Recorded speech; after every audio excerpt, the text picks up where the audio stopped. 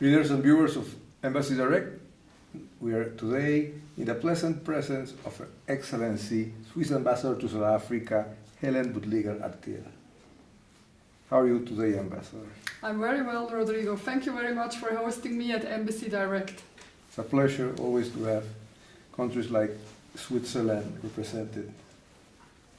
Excellency, your country since the days of William Tell has a history of standing by democratic institutions.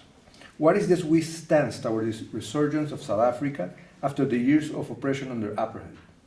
Well, Switzerland is often referred to as the oldest direct democracy in the world. We're actually still voting 4 times a year on issues in Switzerland, we the people of Switzerland. So as you can imagine, for us the day Nelson Mandela became president of South Africa was actually also a moment of celebration and joy in Switzerland. And Switzerland contributed to the transition in many ways. Just to name a few examples, we've actually sent a group of Swiss people to observe elections in South Africa to make sure that these elections were free and fair. And then secondly, we came into South Africa with a transitional aid program that actually finished by the end of 2015. So I think wherever we can play a role as Switzerland to promote the democratic model, you will find a lot of enthusiasm and support from Switzerland. I'm sure that South African people appreciate that support from Swiss. And I think it's important to know that Wilhelm Tell actually was a revolutionary himself. He felt, it's a legend, huh? But at that time in Switzerland, we were actually a farming nation. Most people tend to forget that. But there was actually a feeling that the rural population, the farmers, were actually oppressed by nobles. And so William Tell is actually, you know, a true revolutionary himself. Switzerland has uniquely divided itself into 26 cantons. These are are divided into different languages: French, German, Italian. How does this define the Swiss culture? Well, the thing is that actually we did not get divided. Switzerland is a true confederation, and it started with the nucleus of 3 cantons, the 3 really central areas of Switzerland that after William Tell, after that fight for independence and being your own master, decided to come together. And then this is a process that lasted centuries, well, let's say a number of years. And cities and regions actually decided to come together to what is called the Swiss Confederation. So it's not that somebody on a map decided to divide us up. And I think that is actually what holds Switzerland together up till now. Now we're in the heart of Europe, so there's a lot of cultural influences. We speak, we have 4 official languages. So we are actually very much like South Africa, a multicultural and multilingual country in the heart of Europe. And so there is actually, if you ask me what is a typical Swiss thing, that doesn't actually exist. Our typical thing is diversity. How has bilateral relations with South Africa developed from the point of view of financial aid, trade and investment of Swiss capital in this country? Well, the Swiss footprint in South Africa is actually quite large. Most people are surprised when I talk about it. We are 10th largest investor in South Africa, being a small country but a huge economy. We have over 100 Swiss companies operating currently in South Africa, and it's difficult to estimate on how much job creation we actually have contributed, but the numbers that I see float from somewhere 50,000–60,000 South Africans actually are employed through Swiss investment.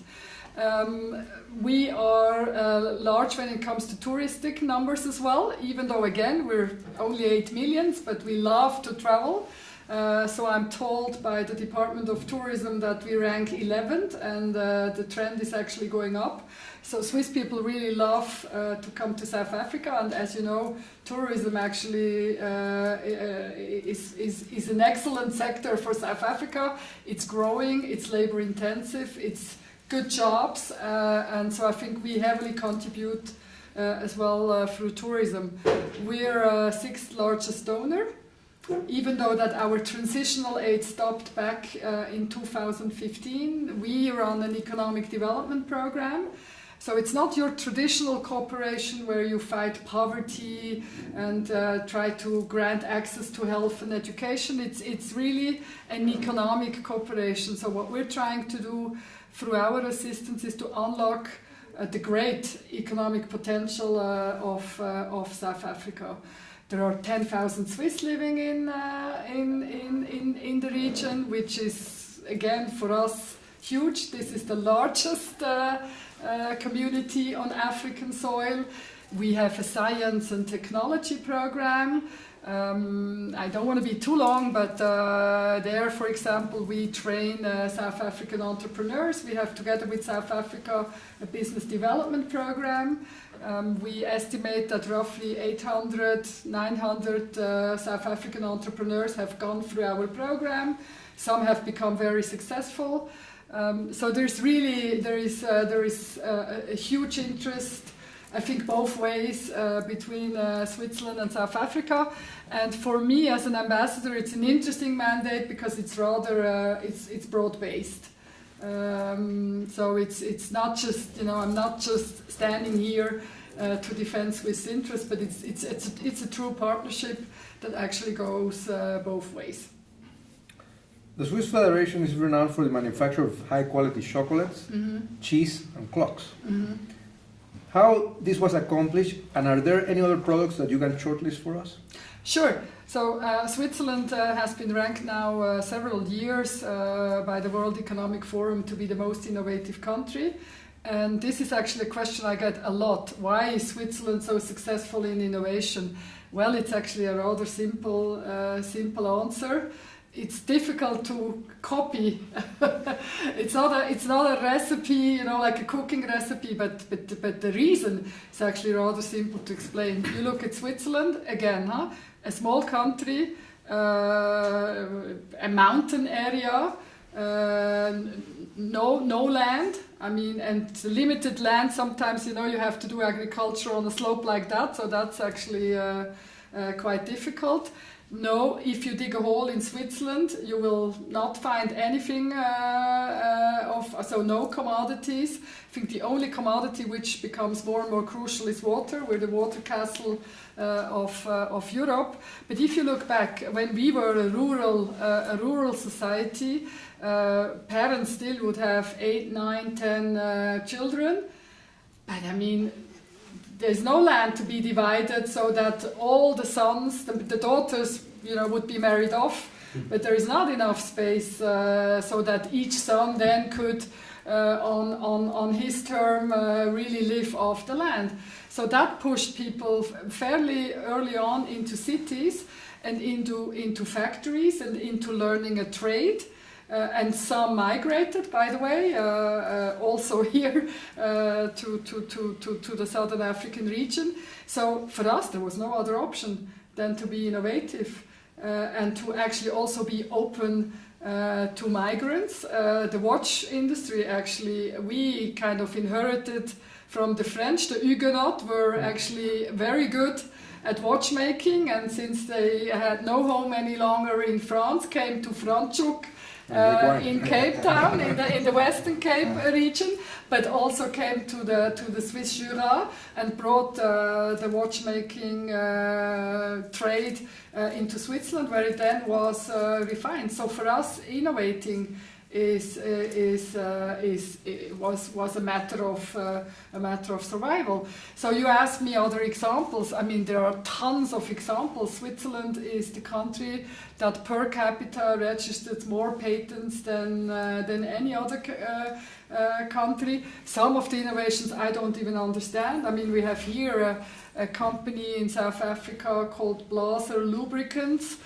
it's apparently the world's best lubricant. So don't ask me. I don't understand why it's so innovative. But there is, I think we're way beyond the cheese and chocolate and watches, which are important because it's part of our cultural identity. But we have moved on to the high tech space, and also for a good reason. We're living in Switzerland is fairly expensive, so Swiss wages are high, are among the highest in the world. So we usually cannot compete on price, and we cannot compete on quantity. So Switzerland will never flood the Southern African market with cheap, goods in huge quantities. Our niche, and I think that is important that countries find actually their niche. Our niche is the high end, high precision, quality, where then you can also justify that products cost as much as they do. You just mentioned mountains. Yes. And I couldn't help having a flashback as a child, Yes. watching cartoons, and I watched a San Bernard rescuing someone in these Swiss mountains. The breathtaking view of both the Swiss Alps and the country's various lakes are landmarks that tourists of all over the world don't want to miss as a photo opportunity. Yeah. What other sites would you recommend to South African visitors when wanting to visit Switzerland? Now I'm getting into trouble because I just explained that Switzerland is a confederation and I'm here to support all the regions and all the areas. So, but you will allow me that I start with my home canton, the canton of Lucerne, because Lucerne is most likely one of the most visited towns in Switzerland. It's right on the lake. Close to the mountains, so you have a lake view. It's a historic town. You have a historic core of the old town. You see the lake, and then you have the mountain areas, mountains which carry snow all year round. So even if it's in summer, you see the lake, blue, everything beautiful, and then you see the mountains. Lucerne is also in the heart of Europe. So if you are in Lucerne, it's really easy to do day trips, either up the mountains or then visit some of our famous cities. I know that you've been to Bern. You told me before Bern, a UNESCO protected World Heritage. It's really the old town of Bern is the most preserved medieval city in Europe. It's absolutely stunning. But I mean, going to Switzerland, you have to go up the mountains. I think this is really what we're known for. You can follow President Ramaphosa's steps. He travels to Davos every year. Davos is both fascinating in summer, where you can take mountain hikes, or you can actually, of course, if you're a skier, if you're a bit more adventurous and sportive, you can ski down the slopes of Davos, which are amazing. Prince Charles is also skiing in the Davos Cloisters area, so it's really it's top quality. But the thing about Switzerland, it's a miniature, huh? So you have everything in one spot basically. So you can easily swim in a lake during the morning and then go up to the mountain and experience something very different. You can be in a remote valley of the Jura, which is close to the French border, and feel like that time has been standing still, and then with a short train ride or a short car drive, go to the bustling, very international Geneva on the same day. The one thing I would recommend is that you use our train system, our public system, which is amazing. Even up the mountain, you can go up with the bus. It's timed with the train, so you will come down from the mountain, you'll be in the valley going on your train. And it's like a clockwork, huh, we say. Yeah. We can actually adjust our watches to our trains. And that's not a cliche, that is really reality in Switzerland. There is art, there is history, we've become quite foodies as well, so you can eat well in Switzerland. And as I said, it takes you a few hours to go from north to south, to east to west. So it's really a good place to visit.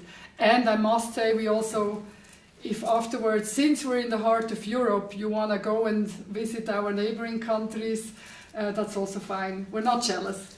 We share. Great. Excellency, we're so grateful to have shared this time with you and your experiences. Our viewers and readers will definitely look into Switzerland to come and visit one day. Well, if you come and apply for a visa at the Swiss Embassy, we're going to offer you 1 chocolate. Thank you so much. You're welcome.